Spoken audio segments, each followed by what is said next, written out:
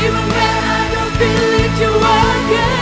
You never stop, you never stop working. You never stop, you never stop working. Even when I don't see it, you're working. Even when I don't feel it, you're working. You never stop, you never stop working. You never stop, you never stop working. Even when I don't see it, you're working. Even when I don't feel it, you're working. You never stop, you never stop working. Never stop working. Even when I don't see it, you're working. Even when I don't feel it, you're working. You never stop, you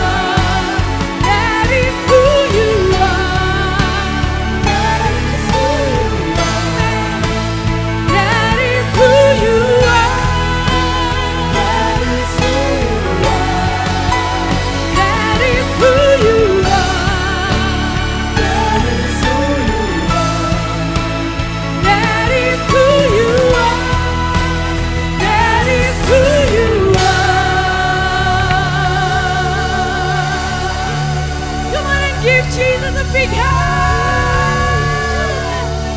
God is in the house. Amen. Let us praise Him.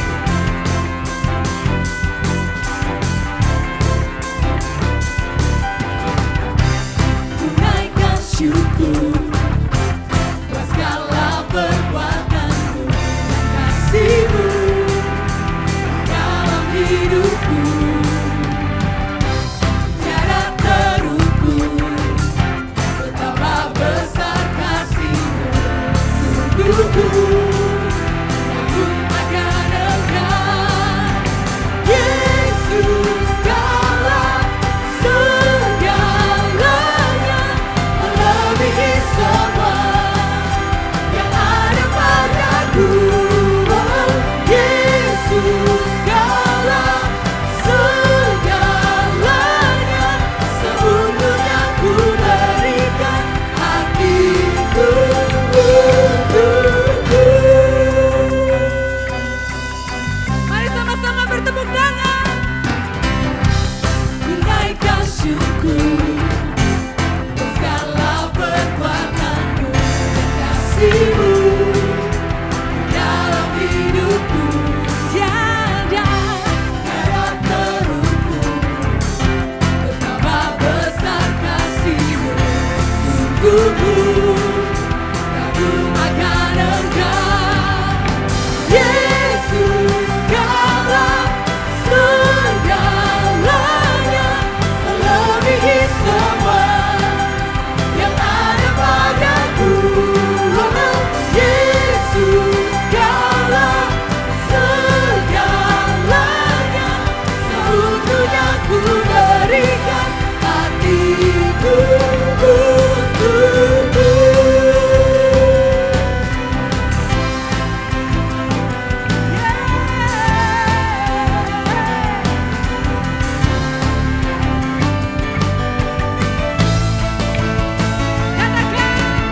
Yesus, segalanya melebihi semua yang ada padaku. Oh, Yesus, segalanya seutuhnya ku berikan hatiku untuk Yesus. Segalanya melebihi semua yang ada padaku. Oh, Yesus, segalanya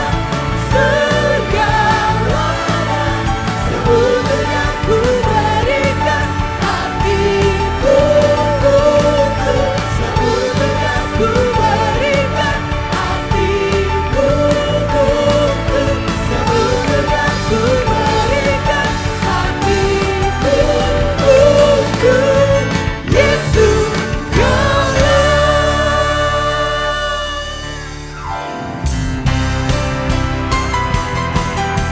Sebab Engkau setia dan benar bagi setiap kami yang percaya, Tuhan.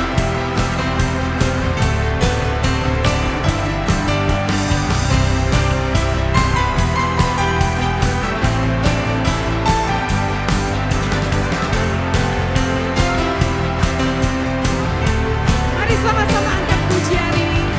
Aku kan bersuka karena kasih-Mu, menari memuji kebesaran-Mu. Karena Kau yang terhebat, Kau layak ditinggikan. Jiwaku ku terserah, sebab Engkau Allah yang setia dan benar. Tak pernah tinggalkanku, Kau selalu bersamaku. Yesus, Kau sumber kekuatan, hidup untuk menyenangkan-Mu.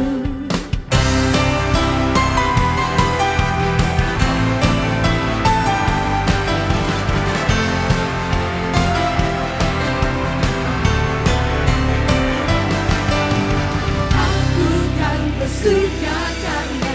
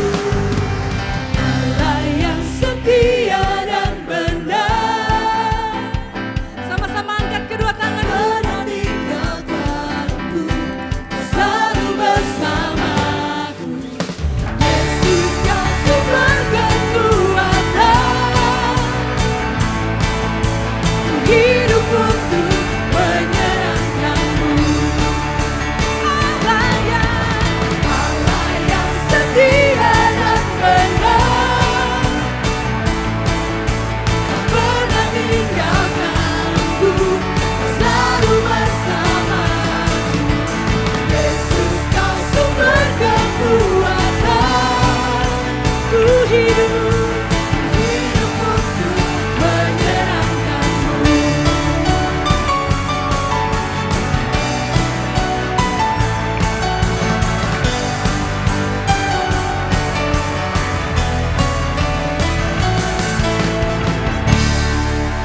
sorakan, Engkau mulia. You are glorious, Lord.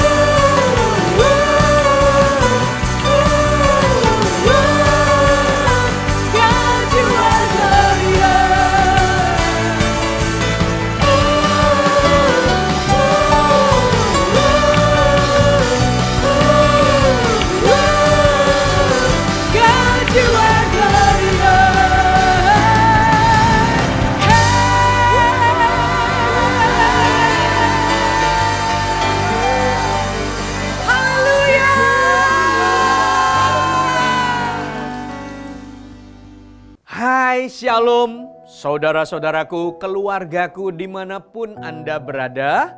Selamat bergabung kembali di dalam ibadah kita hari ini.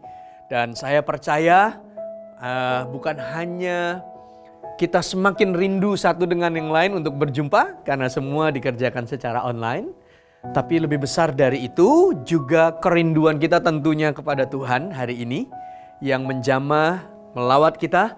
Dan tentunya Dia juga akan berfirman dan sudah menyediakan berkat yang baru setiap hari. Spesial hari ini, hari Sabat di mana kita beribadah, ada berkat yang istimewa.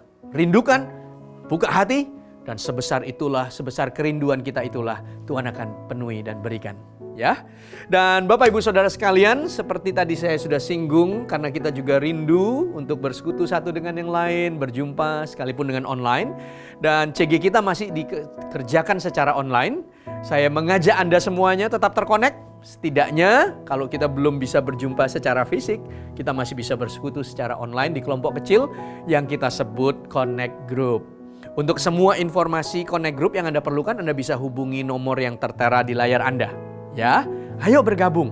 Segera gabungkan diri Anda dalam komunitas kecil yang sehat yang kami miliki. Oke? Dan sekarang waktunya kita juga akan memberikan persembahan.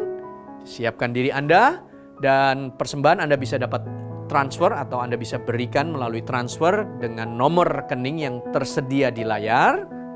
Oke? Kita datang sama Tuhan, memuji, meninggikan namanya, tapi juga tidak dengan tangan hampa. Sebagai ucapan syukur dari semua berkat yang Tuhan sudah berikan. Mari kita berdoa untuk persembahan. Bapa di dalam sorga, kami mengucap syukur. Makasih buat semua kebaikan. Kami menikmati hadirat-Mu dan semua pertolongan dan kekuatan yang dari-Mu. Dan tiba waktunya untuk kami memberikan yang terbaik yang kami bisa sisihkan dan kami bawa ke dalam rumah-Mu. Terimalah persembahan ini yang keluar dari hati yang mengasihi dan rela, dan kami ingin memberi dengan sukacita. Karena hati yang demikian Allah berkenan. Di dalam nama Yesus kami siap memberi. Haleluya. Sama-sama katakan amin.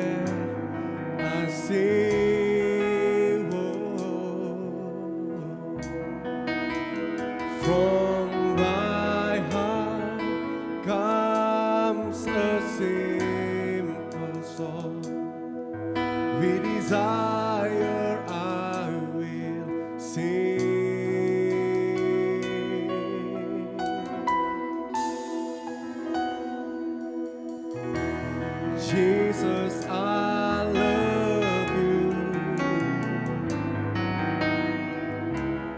Jesus, I love you. Though the seasons may change, still your love will remain. Jesus, I love you. Jesus, I love you. Jesus, I love you.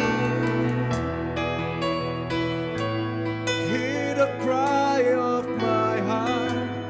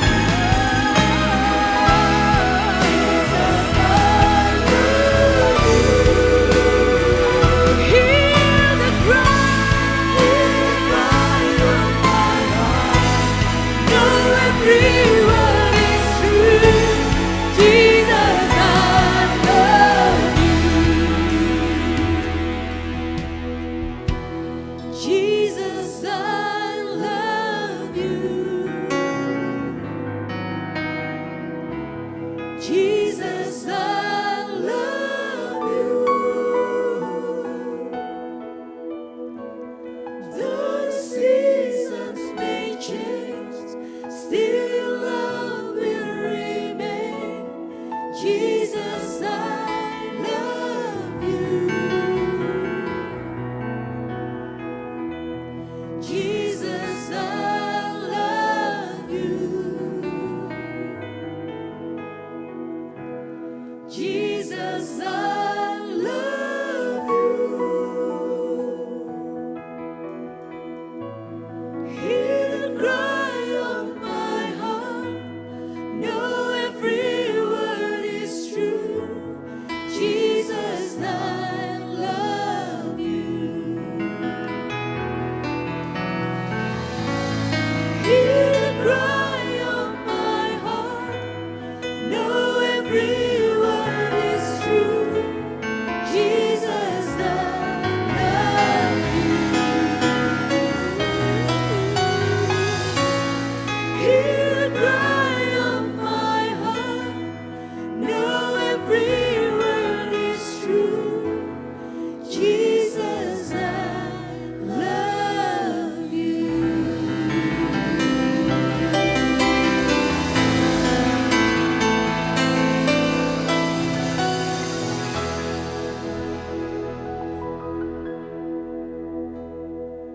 Rima katio samaria ralata hasiki mirakarana mahasudaniana nama.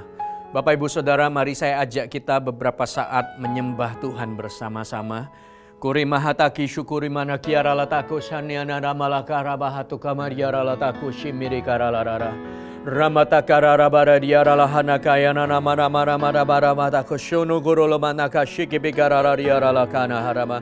Rigini mikira nama takura malahata yara labataka shikibakura malakana kayo rararia rarabaraya. Inaganya nama nakaya rarabalaka shono gurolo bararia. Ne nama kashukuno nama nama rahaya rarabarabarabaria raraba. Tuhan, kami kembali datang di hadirat-Mu dengan seluruh keberadaan kami ya Tuhan. Engkau yang menyelidiki kedalaman batin kami. Engkau yang mengetahui setiap hari bagaimana kami menjalani hidup ini. Inilah kami di hadapan-Mu apa adanya.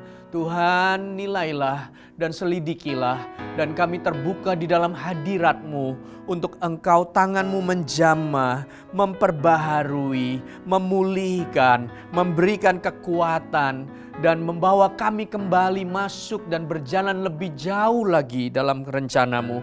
Tuhan, Engkau menyelidiki hati kami dan biarkan Engkau mendapati bahwa betapa haus dan laparnya kami akan firman-Mu pula, dan betapa rindunya untuk kami senantiasa ada di dalam hadirat atau di rumah-Mu, dan tentunya di dalam sebuah kerinduan yang besar, keinginan untuk berjalan terus maju di dalam semua rencana-Mu. Tuhan, ini hidup kami. Rahatoko syabaraka bariaralabara syudaka.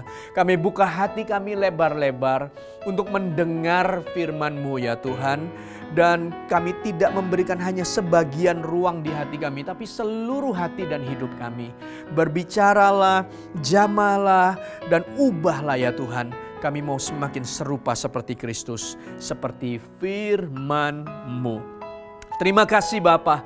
Kami mengucap syukur buat hari yang istimewa. Kami boleh kembali beribadah bersama.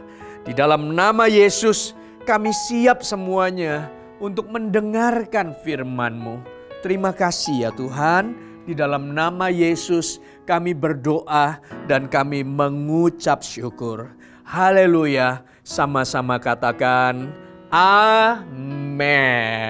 Wow, shalom seluruh jemaat Tuhan, seluruh gereja Mawar Sharon Singapura atau Rose of Sharon Church Singapura, dan keluargaku GMS Batam, juga CG Tanjung Pinang, ada CG di Kamboja, Filipina, rekan-rekan Sabah, Sarawak, dan seluruh jemaat yang juga ada di negara-negara yang lain yang juga menyaksikan dan bergabung di dalam ibadah kami.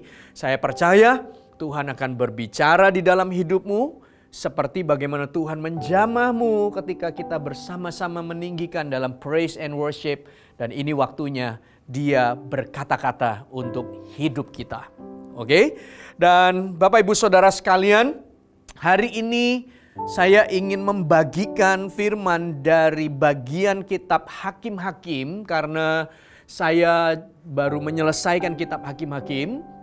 Dan Saya ada berhenti di beberapa pasal karena ada banyak rema yang saya dapat. Karena memang banyak waktu untuk merenungkan firman. Saya juga percaya bahwa Anda juga dimanapun Anda berada. Karena mungkin banyak kegiatan dikerjakan di rumah. Sehingga tentunya ada banyak waktu.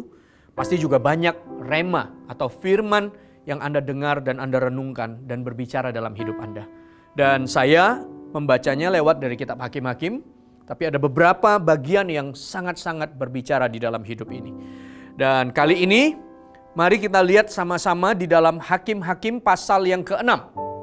Judul khotbah saya, Anda catat, adalah identitasmu yang sesungguhnya.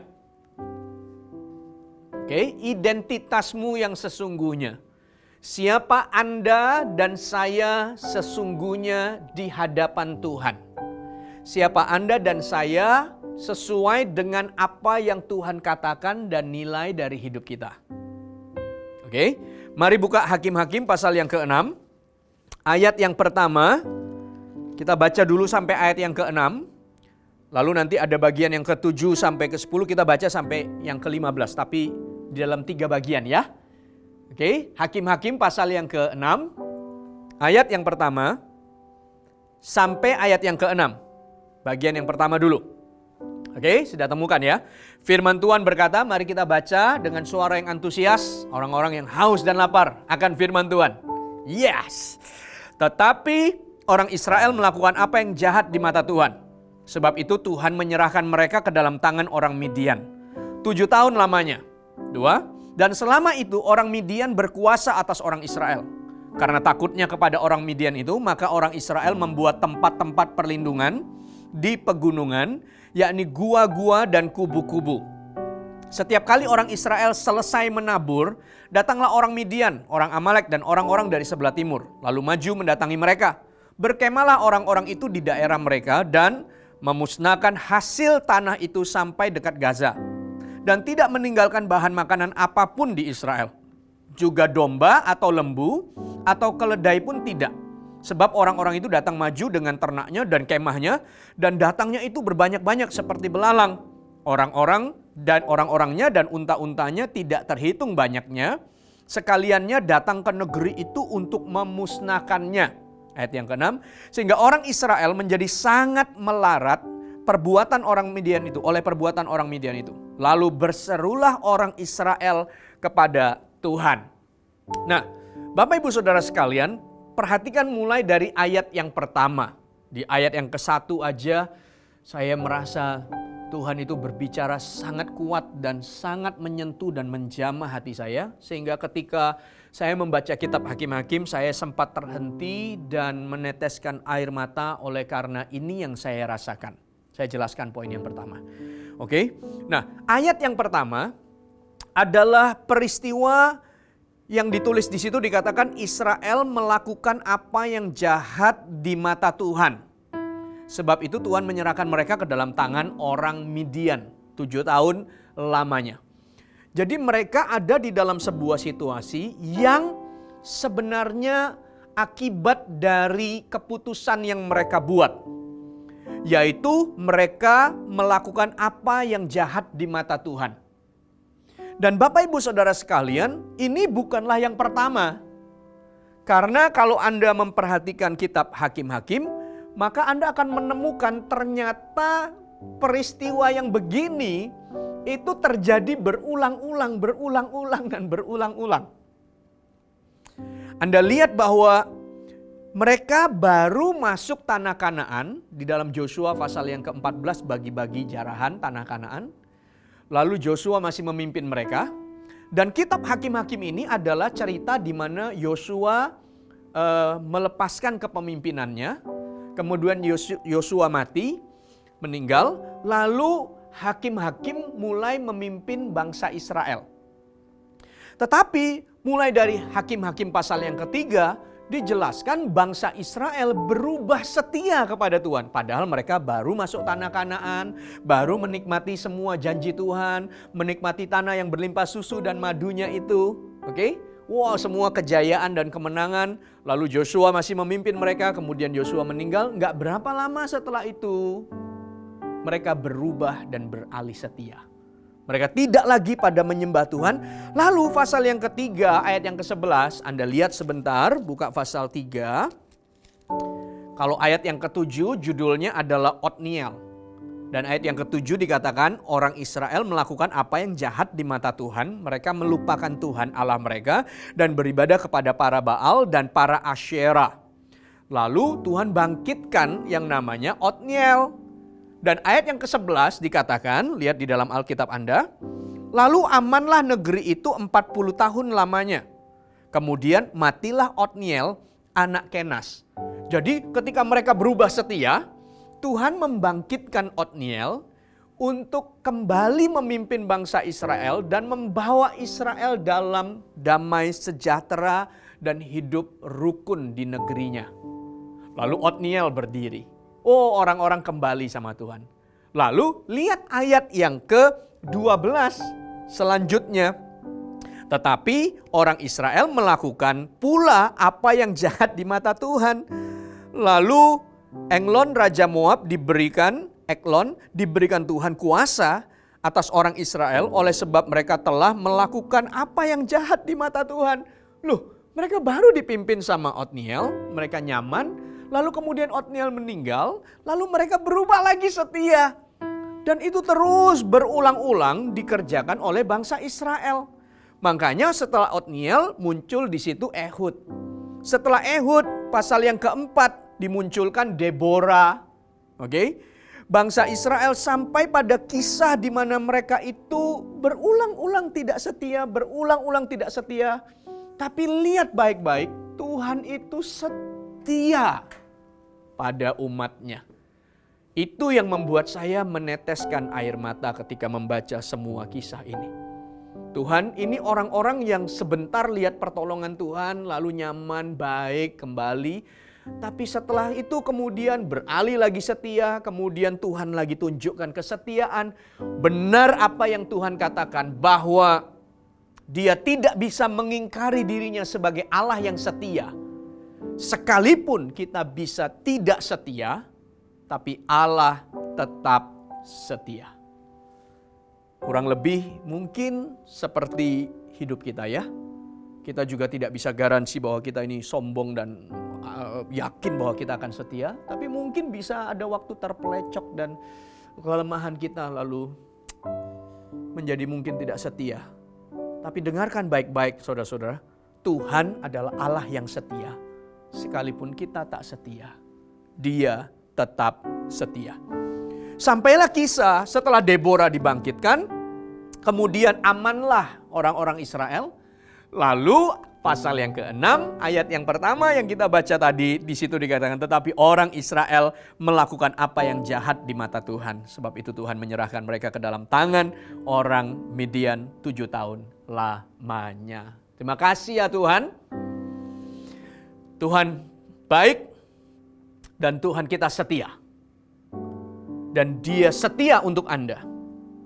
Dia setia untuk saya. Karena Dia tidak bisa memungkiri dirinya bahwa Dia adalah Allah yang setia. Wow. Nah, lalu kita lanjut ya. Itu poin yang pertama yang menyentuh dan menjamah hati saya. Tuhan itu setia. Lalu ayat yang kedua. Dan selama itu orang-orang Midian berkuasa atas orang Israel. Karena takutnya kepada orang Midian itu, maka orang Israel membuat tempat-tempat perlindungan di gunung-gunung, yakni gua-gua dan kubu-kubu. Ayat yang kedua ini mulailah cerita di mana situasi yang sedang bangsa Israel hadapi hari itu. Karena mereka memutuskan untuk tidak lagi berjalan bersama dengan Tuhan. Itu. Setiap ketidaktaatan yang kita kerjakan selalu akan disertai dengan harga yang kita harus bayar. Dan tidak jarang Tuhan mengizinkan semuanya itu menjadi sebuah didikan atau teguran, bahkan sebuah hajaran untuk sebenarnya kita kembali kepada Tuhan. Makanya setiap kali hakim-hakim dibangkitkan, itu dimulai dengan cerita di mana orang-orang Israel terdesak, lalu kemudian mereka kembali mencari Tuhan. Nah hebatnya adalah Tuhan tidak pernah menolak mereka. Ibaratnya kalau kita katakan Misalnya Tuhan bisa nggak, aduh udah ku tolong, sudah ku kirimkan hakim yang baik, kamu hidupnya tenang kembali, sekarang berubah lagi. Lalu berseru lagi sama Tuhan. Lalu Tuhan nggak bilang, aduh kemarin kan sudah ditolong, kenapa berubah lagi? Sekarang ya sudah, aku nggak mau tolong. Nggak gitu loh Tuhan. Wah, Tuhan nggak gitu loh. Mungkin kalau kita yang adalah Tuhan, kesabaran kita mungkin sudah berkata, enggak, ini sudah kesekian kalinya mungkin loh ya, gitu ya. Kan juga ada batasnya, ada kekuatan yang terbatas. Tapi Tuhan itu bangkitkan lagi, Tuhan bangkitkan lagi, gitu. Saya jadi ingat di mana seorang bungsu yang lari dari rumah bapaknya, kemudian membuat keputusan untuk foya-foya, lalu compang-camping hidupnya, dan kembali sama Bapa, dan Bapa tetap menerimanya. Tidak ada penghakiman yang diberikan oleh Bapa. Harusnya Tuhan akan berkata, ingat loh ya Israel, ini sudah yang ke-8 kalinya kamu perlakukan aku begini. Terus besok mereka balik lagi. Tuhan, ingat loh ya, ini sudah ke-9 kalinya kamu perlakukan ini. Saya tidak menemukan itu loh. Tuhan itu sayang dan Tuhan itu, kalau dia izinkan didikan itu datang, teguran itu datang. Bukan hukuman dan menolak kita, tapi untuk memanggil kita kembali kepadanya. Buktinya, pasal yang ke-6 ayat 1, mereka kembali lagi berseru sama Tuhan. Mereka tidak setia, lalu Tuhan izinkan situasi menghajar dan mendidik mereka. Oke? Lalu di situ diceritakan mereka menjadi, ayat yang kedua, mereka dikuasai oleh orang Midian. Lalu orang-orang Israel menjadi sangat ketakutan. Karena takutnya kepada orang Midian itu, maka orang-orang Israel membuat tempat-tempat perlindungan di pegunungan. Jadi mereka sembunyi. Mereka nggak bisa tinggal seperti orang pada umumnya bangun tenda, lalu bercocok tanam. Kemudian mereka menikmati rumah tangga dan kehidupan komunitas, mereka nggak bisa. Mereka sembunyi di gua-gua, gunung-gunung, di gua-gua, di kubu-kubu itu, supaya tidak terlihat oleh musuh atau tidak mudah untuk dikejar musuh. Lalu gimana mereka makan? Gimana mereka mencukupi kebutuhan mereka?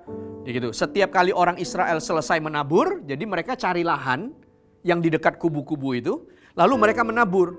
Nah, hanya sulitnya minta ampun situasinya, karena setiap kali mereka nabur, datanglah orang Midian, orang Amalek dari sebelah timur, lalu maju mendatangi mereka. Berkemalah orang-orang itu di daerah mereka dan memusnahkan hasil tanah itu sampai dekat Gaza.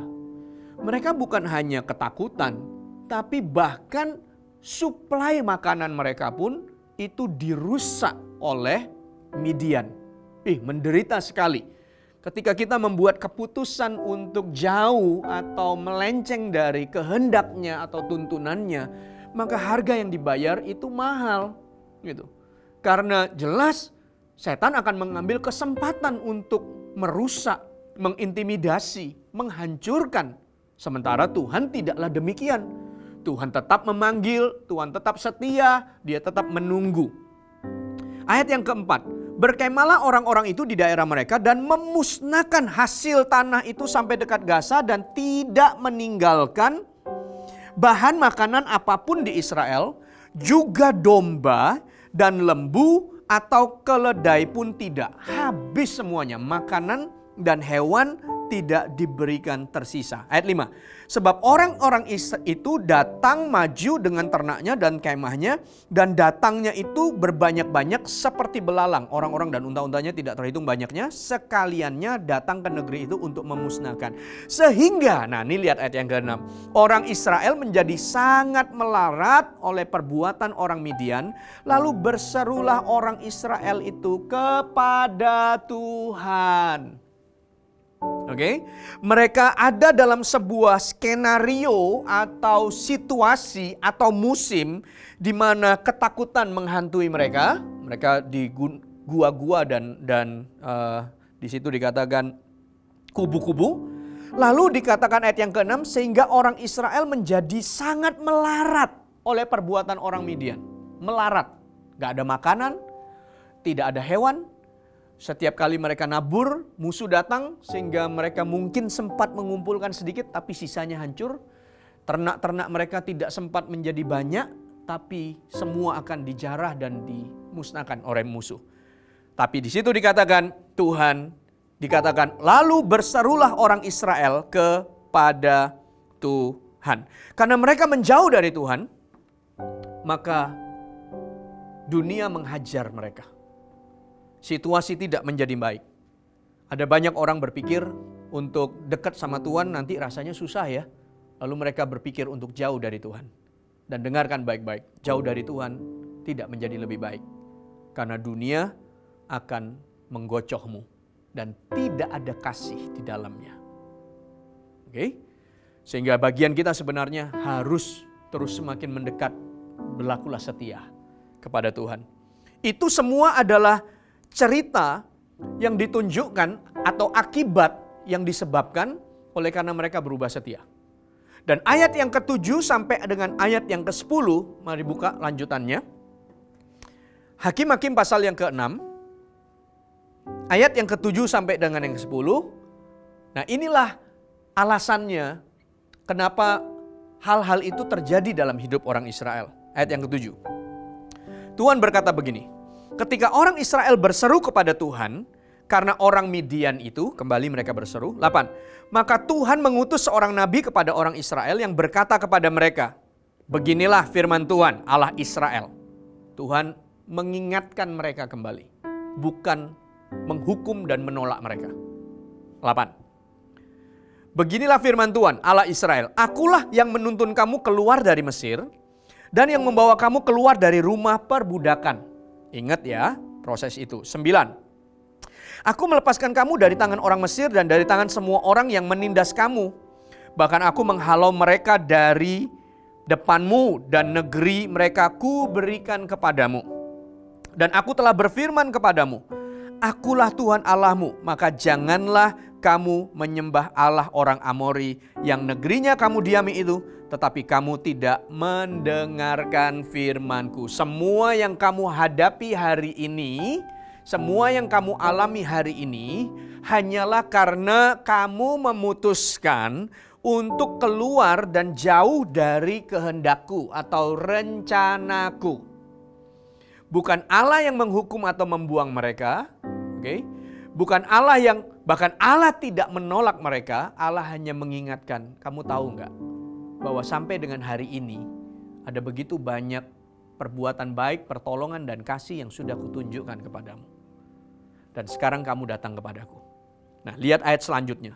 Loncat ayat yang ke-12. Oke, ayat yang ke-12. Saya mau masuk ke dalam poin yang kedua. Ayat yang ke-12. Oke, udah ketemu ya? Mari kita baca ya ayat yang ke-12. Firman Tuhan berkata, malaikat Tuhan menampakkan diri kepadanya dan berfirman kepadanya demikian. Oke, Tuhan menyertai engkau, ya pahlawan yang gagah berani. Jawab Gideon kepadanya, ah Tuhanku, jika Tuhan menyertai kami, mengapa semuanya ini menimpa kami? Di manakah segala perbuatan-perbuatannya yang ajaib yang diceritakan oleh nenek moyang kami kepada kami, ketika mereka berkata, bukankah Tuhan telah menuntun kita keluar dari Mesir? Tapi sekarang Tuhan membuang kami. Katanya ada membuang, padahal bukan Tuhan membuang, kamu yang lari. Dan menyerahkan kami ke dalam cengkeraman orang Midian. Lalu berpalinglah Tuhan kepadanya dan berfirman, pergilah dengan kekuatanmu ini dan selamatkanlah orang Israel dari cengkeraman orang Midian. Bukankah aku mengutus engkau? Ayat 15. Tetapi jawabnya kepadanya, ah Tuhanku, dengan apakah akan ku selamatkan orang Israel? Ketahuilah kaumku adalah yang paling kecil di antara suku Manasye, dan aku pun seorang yang paling muda di antara kaum keluargaku. Bapak, Ibu, Saudara sekalian, saya sampai kepada poin yang kedua. Bahwa Anda, siapa Anda, tidak ditentukan oleh situasi atau keadaan Anda di masa lalu, bahkan situasi atau situasi di masa kini yang Anda sedang hadapi.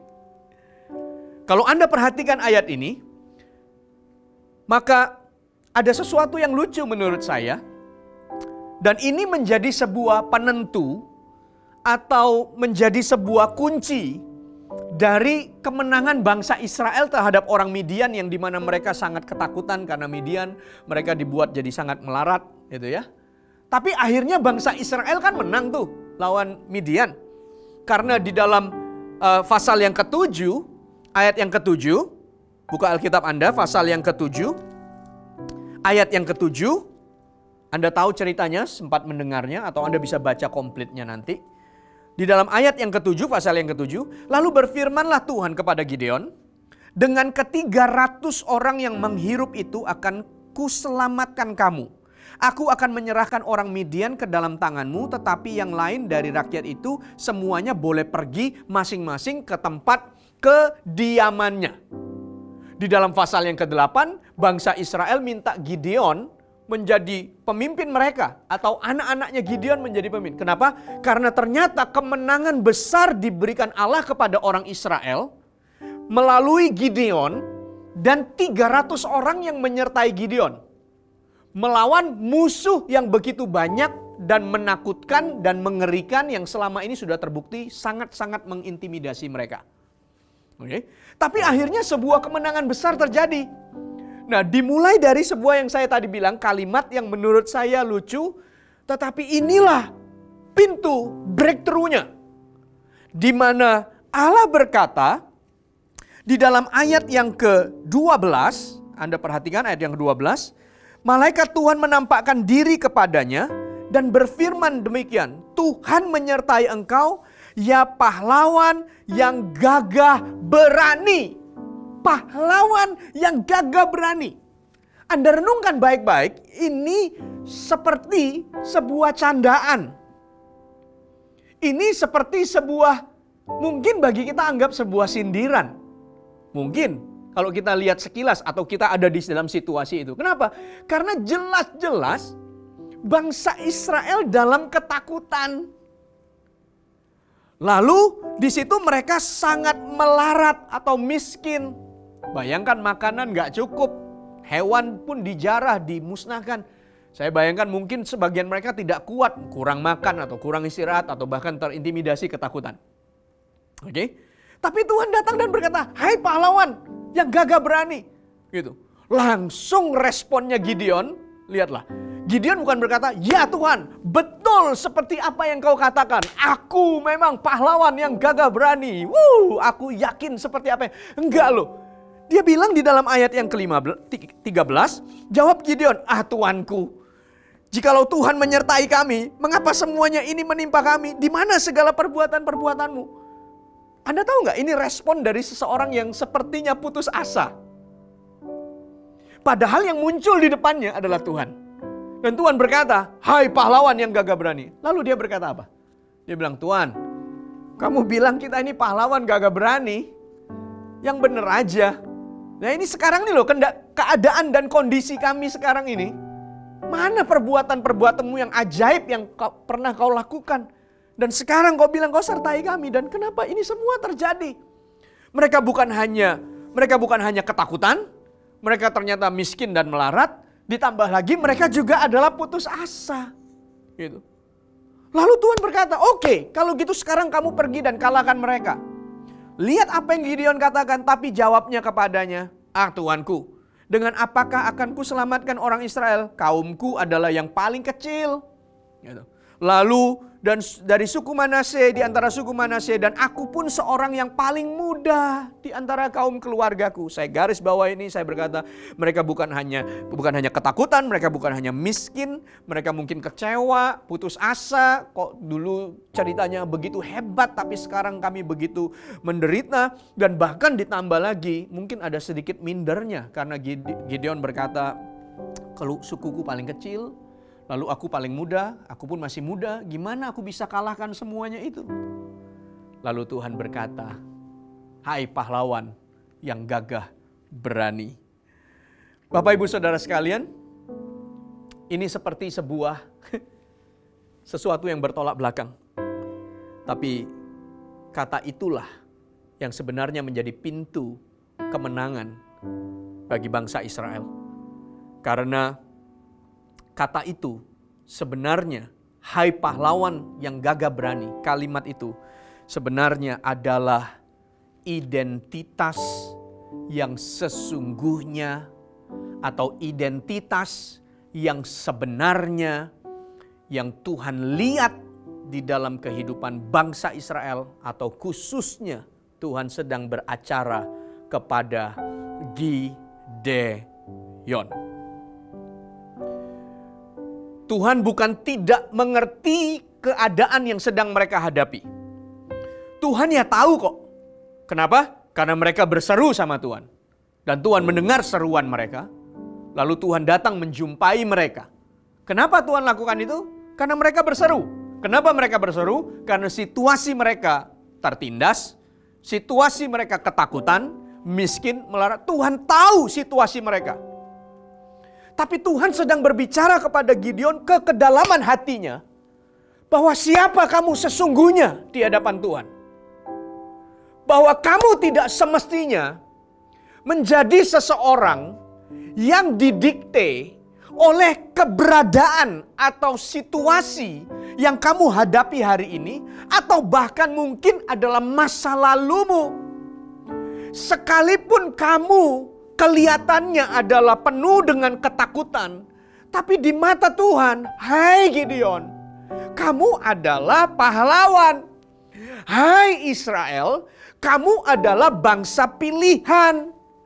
Hai Israel, kamu adalah umatku yang kalau kamu berjalan dengan aku, maka kamu pasti akan menjadi bangsa yang berkemenangan. Sekalipun kenyataannya hari ini kamu menderita, melarat, ketakutan, bahkan ada kecewanya, bahkan ada mindernya, tapi itu bukanlah kamu yang sesungguhnya. Karena semua ketakutan, lalu kemelaratan, kemudian kecewa, lalu minder atau putus asa, itu bukanlah destiny atau itu bukanlah desain Tuhan atas hidupmu. Tapi memang betul itu adalah situasi yang sedang terjadi atau bahkan situasi yang kau hadapi hari ini. Tuhan tidak sedang menggombal dalam artian menutup mata dengan situasimu, lalu seolah-olah tidak tahu dan menceritakan sesuatu yang muluk-muluk yang besar. Wah, padahal Tuhan, kamu kan tahu dia ketakutan. Iya, aku tahu mereka ketakutan. Makanya mereka berseru, tapi di hadapanku mereka bukanlah bangsa yang takut. Di hadapanku mereka tidak diciptakan untuk menjadi penakut. Di hadapanku mereka tidak diciptakan untuk menjadi orang-orang yang tertindas, miskin dan kelaparan. Karena aku yang menuntun mereka, membawa mereka keluar. Makanya di dalam ayat 7 dikatakan Tuhan tidak menolak mereka, Tuhan tidak marah sama mereka. Tuhan mengingatkan, kamu ingat gak aku yang bawa kamu keluar? Sehingga ibaratnya hari ini keadaanmu itu bukanlah akhir dari semuanya, atau keadaanmu hari ini tidak harus mendikte siapa kamu sesungguhnya di hadapan Tuhan. Sekalipun orang Midian seolah-olah menakutkan dan hebat, tapi kamu ingat loh ya, dari awal kamu diciptakan oleh Tuhan. Dari awal waktu Tuhan membentukmu, dari awal waktu Tuhan memiliki rancangan dalam hidupmu. Hai Israel, bukankah aku yang akan sudah dari awal berkata, Abraham, keturunanmu akan seperti bintang di langit, akan seperti pasir di pantai. Dan aku akan bawa kamu masuk ke tanah yang berlimpah susu dan madunya. Dan di sana nama Tuhan dipermuliakan, karena bangsa Israel adalah bangsa yang diberkati dan Tuhannya hidup dan nyata di tengah mereka. Tuhan sedang berbicara kepada identitasmu yang sesungguhnya, teman-temanku sekalian, saudara-saudaraku. Bahwa apa yang ada tidak boleh mendikte kamu atau tidak boleh menjadikan kamu menjadi tidak mengerti siapa atau identitasmu yang sesungguhnya di hadapan Tuhan. Jadi kata-kata itu mengubah, kata-kata itu menjadi pintu, kalimat itu menjadi pembuka untuk Gideon kemudian mulai melihat dan berkata-kata kepada Tuhan, Tuhan, tapi bukannya dulu kamu menyertai kami, tapi sekarang kenapa jadi begini? Lalu Tuhan berkata, pergi, aku sertai kamu. Oke Tuhan, tapi kaumku paling kecil. Lalu aku juga masih muda. Terus gimana? Tuhan tetap pembukaannya itu loh saudara. Pembukaannya. Artinya Tuhan itu, Anda tidak boleh didikte oleh situasimu. Memang situasimu adalah sebuah fakta. Mungkin. hari ini. Anda bisa ceritakan masa lalu Anda bisa ceritakan background Anda bisa ceritakan keluarga di mana Anda dilahirkan atau situasi yang Anda hadapi, dan itu memang adalah kenyataan hari ini. Dan itu tidak dipungkiri bahwa memang real Anda menghadapi itu. Tapi siapa Anda tidak boleh didikte oleh semuanya itu. Gitu. Karena semua itu bisa terjadi, tapi Tuhan tetap mendesainmu sebagai pahlawan yang gagah berani. Anda tidak boleh didikte oleh situasimu. Situasimu adalah fakta, tapi kebenarannya di mata Tuhan, berani gak Anda terima? Kalau hari ini ketika Anda menyaksikan dan mendengarkan firman ini, Tuhan sedang berkata kepadamu, hai pahlawan yang gagah berani. Ayo. Hai pahlawan yang gagah. Tuh pahlawan gimana, aku sendiri sekarang ini dalam keadaan ketakutan. Kenapa kamu takut? Karena ini, oh ya itu faktanya. Tapi sekalipun kamu sedang takut, kamu tidak didesain untuk menjadi penakut. Situasi kita bisa aja mencekam, tapi tidak memudarkan identitasmu yang sesungguhnya. Bahwa Allah tidak memberikan roh ketakutan di dalam hidupmu. Karena apa yang dikatakan oleh 2 Timotius pasal yang pertama ayat yang ke-7. Sebab Allah memberikan kepada kita bukan roh ketakutan, melainkan roh yang membangkitkan kekuatan, kasih, dan ketertiban. Pastor, tapi situasinya mengerikan. Yes, situasinya mengerikan. Tapi pastor, keadaannya itu mencekam. Iya pastor, tapi ini peristiwanya tuh begini. Lalu benar-benar seolah-olah ngerasa kayak menakutkan ya. Iya, betul. Seperti singa yang mengaum-ngaum kan. Oh takut ya. Tapi tidak boleh menentukan identitasmu sebagai seorang penakut. Karena Tuhan tidak pernah memberikan roh ketakutan, melainkan roh yang membangkitkan kekuatan dan ketertiban. Itulah yang Tuhan desain. Kamu bisa aja sedang terpuruk saat ini, Bapak Ibu Saudara sekalian. Seperti bangsa Israel. Jelas Anda baca kan tadi kan. Tapi endingnya kan berkemenangan. Midian dikalahkan sama Gideon dengan 300 orang saja. Sementara 30.000 orang sekian itu dipulangkan sama Tuhan. Karena jangan sampai mereka ketakutan. Atau jangan sampai mereka mengambil pemikiran karena kita menang karena kita jumlahnya banyak. Jadi akhirnya kurang. Akhirnya kan tinggal 300. Gitu. Tinggal 300. Saya percaya kalau seandainya tidak 300 pun, asalkan Gideon berjalan sama Tuhan pun, Tuhan juga bisa buat keajaiban kok. Gitu. Lalu kenapa kok 300? Waktu saya renungkan gitu, saya cuma berpikir ternyata di antara 32.000 itu, ya betul ya, 32.000 itu ternyata tetap masih ada kok orang-orang yang bisa diandalkan.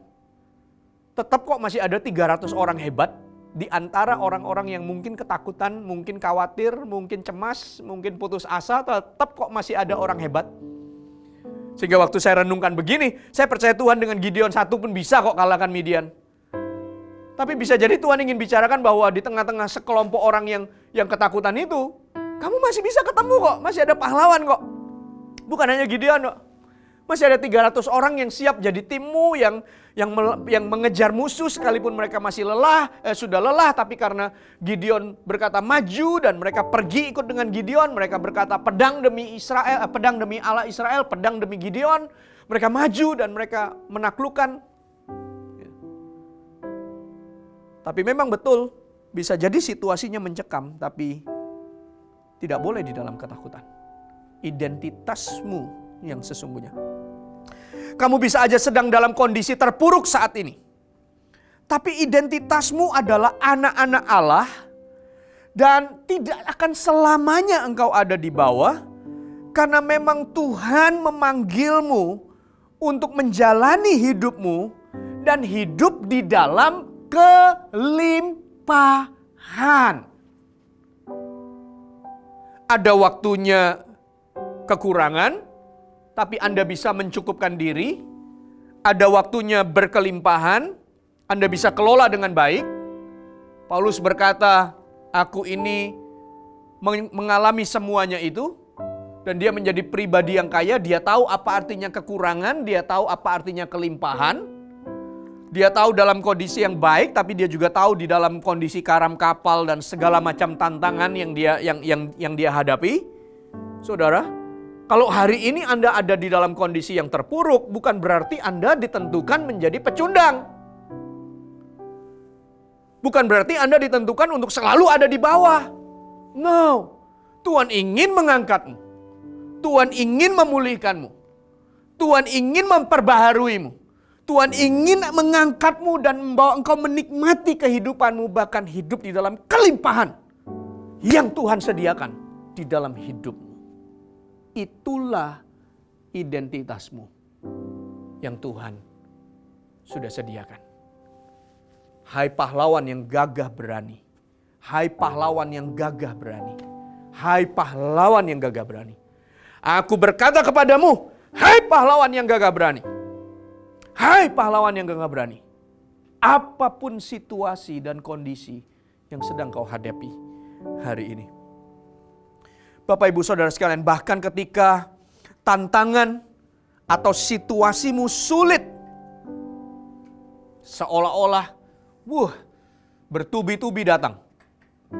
Lalu kemudian terpancing di hatimu untuk mulai meragukan, yalah yang lain mungkin penuh dengan kemenangan, tapi aku ini kenapa nggak selesai-selesai, bertubi-tubi datang menghantam aku dan seterusnya. Lalu mulai, saudara-saudara please, dengarkan apa yang Tuhan katakan hari ini. Kamu tidak didikte atau ditentukan siapa kamu bukan dari situasimu. Tapi dengarkanlah firman Tuhan. Ini memerdekakanmu teman. Bapak Ibu Saudara, ini memerdekakanmu. Ini memerdekakanmu. Ada sesuatu yang Tuhan bangkitkan di dalam hatimu. Muncul. Seolah-olah tiba-tiba kaki dikuatkan. Kuat untuk berdiri menjadi. Come on. Iya. Aku nih pahlawan. Iya. Aku nih gagah berani. Aku nih pahlawan. Tiba-tiba ada kekuatan. Nih loh, saat Anda dengar ini loh. Kekuatan mengalir dalam nama Yesus. Hai pahlawan yang gagah berani. Sekalipun tantangan atau situasimu sulit. Roma pasal yang ke-8 ayat 35 berkata, siapakah yang akan memisahkan kita dari kasih Kristus? Roma 8 ayat 35.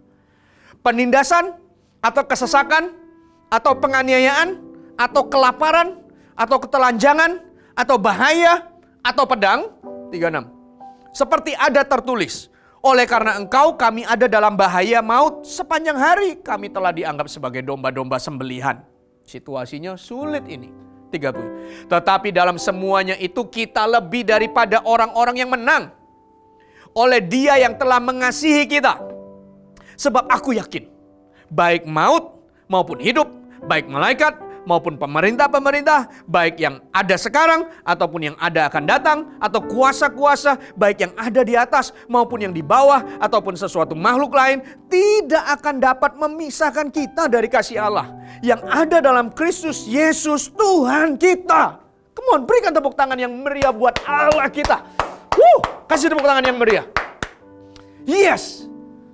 Alkitab berkata kamu ditentukan lebih dari pemenang. Jadi kalau faktanya hari ini begitu banyak pergumulan yang seolah-olah Anda berpikir kok nggak bisa menang ya, kok belum menang ya. Area ini kok aku lemah ya. Anda berpikir oh aku lemah.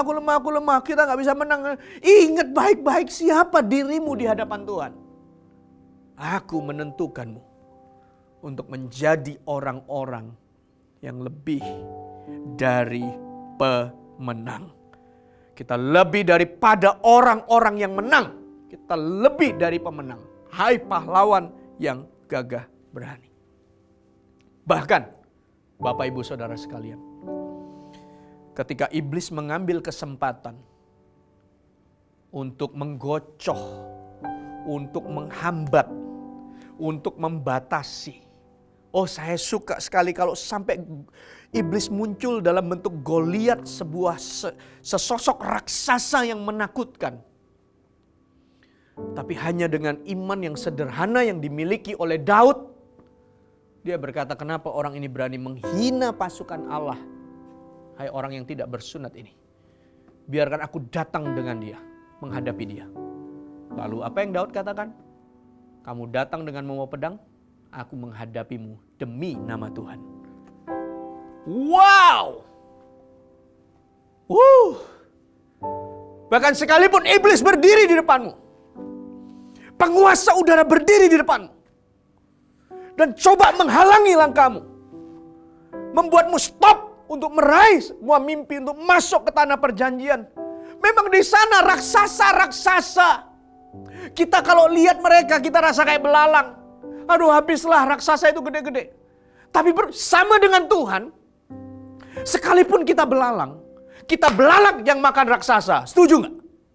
Sekalipun kita kelihatannya kecil, tapi bersama dengan Tuhan yang besar, bukankah Allah menentukan kita lebih daripada pemenang? Mau sebesar apapun raksasanya. 1 Yohanes pasal 4 ayat 4 berkata begini. Kamu berasal dari Allah, anak-anakku.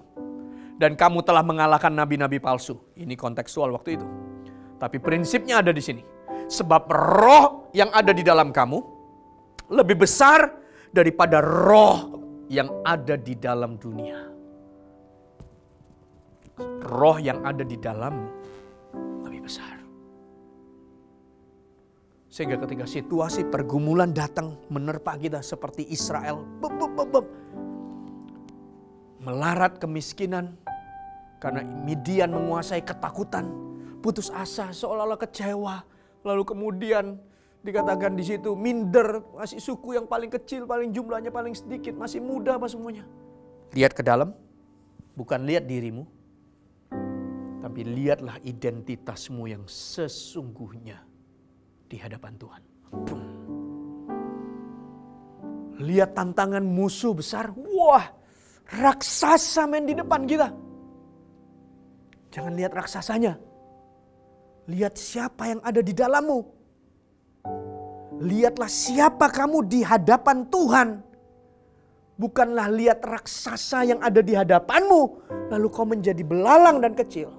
Tapi lihatlah siapa kamu di hadapannya. Dan siapa Allah yang ada di dalammu yang menyertaimu.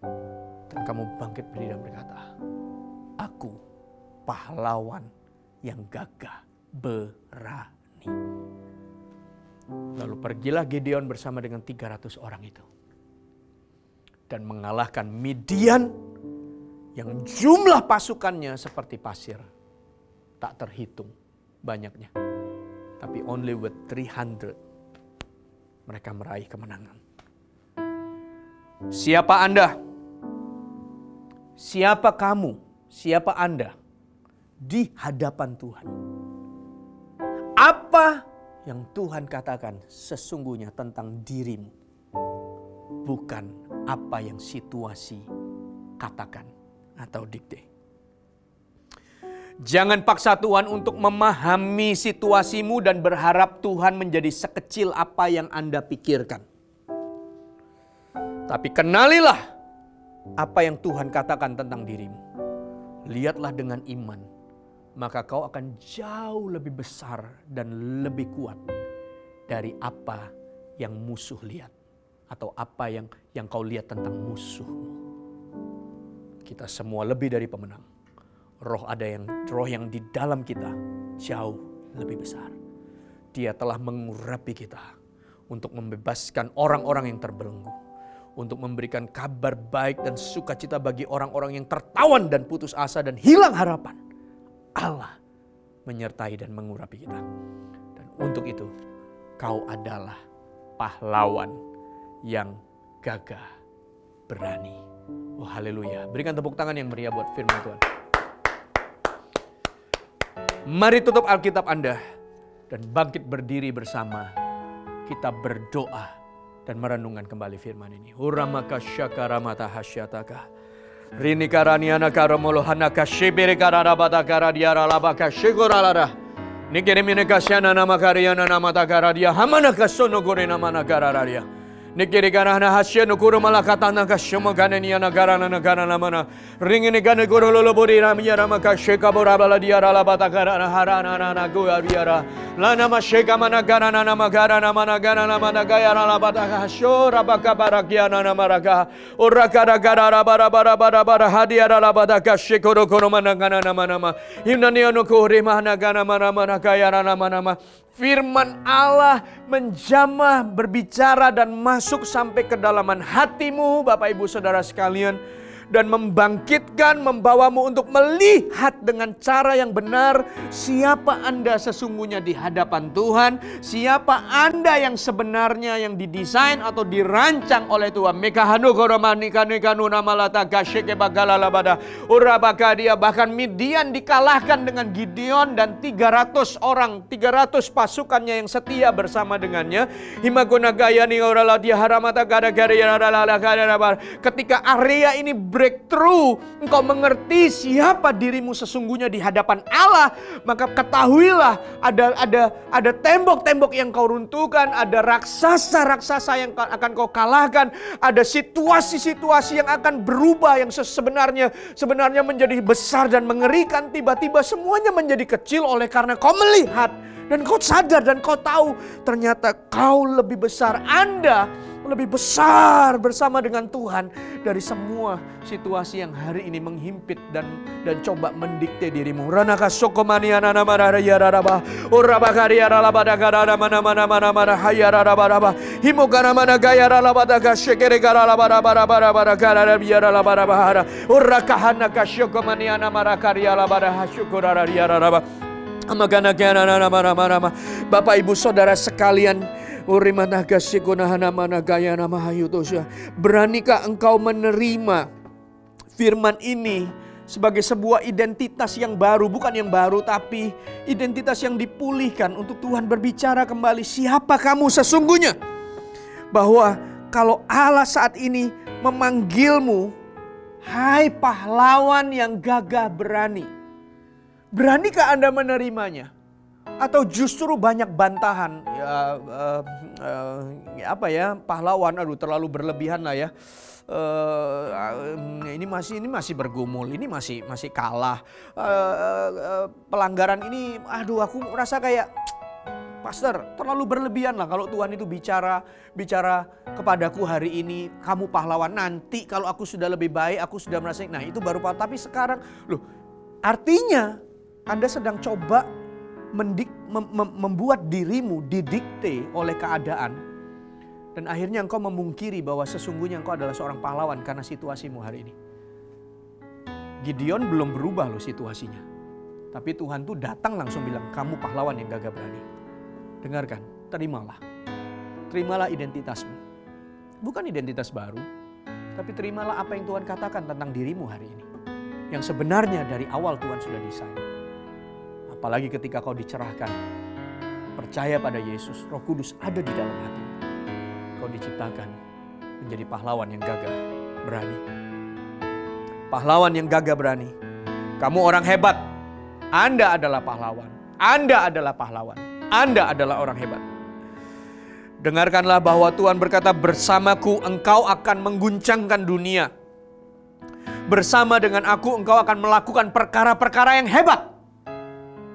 Beranikah kau terima itu? Terimalah dengan iman. Terimalah dengan iman. Memang engkau diciptakan lebih dari pemenang. Roh yang ada di dalammu lebih besar dari semua orang yang ada di dunia ini. Dan memang Tuhan memanggilmu juga adalah pahlawan yang gagah berani. Bukan hanya Gideon. Tapi kau adalah pahlawan. Kau adalah pahlawan. Kita adalah pahlawan. Engkau adalah pahlawan. Bersamaku engkau akan melewati situasi ini dan akan meraih mimpimu. Amin. Seperti bintang di langit dan seperti pasir di pantai. Seperti sebanyak dan sehebat apa yang Tuhan janjikan dalam hidupmu. Raihlah itu bersama dengan Tuhan. Anak-anakku, kau lebih dari pemenang, kata firman Tuhan. Kau akan dibawa Tuhan naik. Tidak selamanya kau ada di bawah dan terpuruk. Tidak ada yang tidak mungkin bagi Tuhan dan bagi orang-orang yang percaya kepadanya. Kau adalah anak-anaknya. Bapa kita adalah Allah yang perkasa. Dan semua kita adalah anak-anak yang perkasa pula. Lebih dari pemenang. mahataka syukuramata karana mataharana madama. Syukurana mana syukurukuramalamarama. Hai pahlawan yang gagah berani. Hai pahlawan yang gagah berani.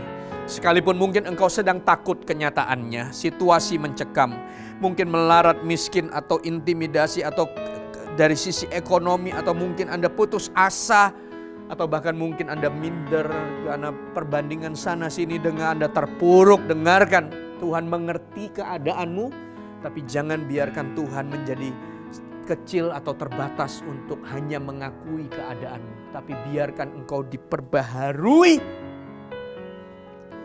untuk menjadi seperti apa yang Allah lihat. Allah tidak pernah salah, dan Allah mengatakan kepadamu siang hari ini, hai pahlawan yang gagah berani. Tuhan memberkatimu. Mari angkat tangan kita. Terima kasih ya Tuhan buat firman ini. Identitas kami yang sesungguhnya sesuai dengan firman. Karena apa yang kau katakan itulah kami adanya. Bukan didikte oleh situasi. Tuhan memberkatimu hai pahlawan yang gagah berani. Bersama dengannya kau lakukan perkara yang besar. Anda akan melakukan perkara-perkara yang besar. Bersama dengan Tuhan Anda akan dibawa jauh melampaui bahkan apa yang bisa Anda minta dan doakan. Allah sumber damai sejahtera menyertai Anda. Kasih karunia di dalam nama Yesus menyertai kita semuanya. Dan persekutuan dengan Roh Kudus, Dia yang memampukan kita selalu bersama dengan kita. Dan kita terima semua berkat ini. Kemanapun kita berada, Allah menyertai langkah kita. Dan apa yang dikerjakan oleh tangan kita, dibuat Allah berhasil. Yang kecil dijadikannya besar. Dan tangan ini meraih segala banyak kesuksesan. Dan semua berkat ini bukan hanya bagi kita, tapi sampai kepada anak cucu kita. Kita semua adalah pahlawan yang gagah berani. Dan demikian pula keturunan kita adalah anak-anak yang lebih daripada pemenang. Pahlawan-pahlawan yang gagah berani. Kami terima semua berkat ini di dalam nama Yesus. Haleluya. Sama-sama katakan, Amen. Tuhan berkati Anda. God bless you.